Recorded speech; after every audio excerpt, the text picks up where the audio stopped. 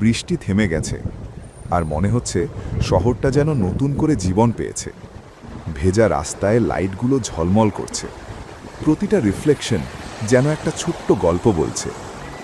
এই সন্ধ্যায় হাঁটতে বেরিয়ে মনে হচ্ছে সবকিছু একটু বেশি শান্ত আর একটু বেশি সুন্দর।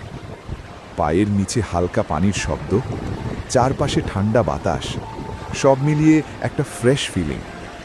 আজ কোনো তাড়া নেই, কোনো চিন্তা নেই, শুধু নিজের সাথে কিছুটা সময় কাটানো।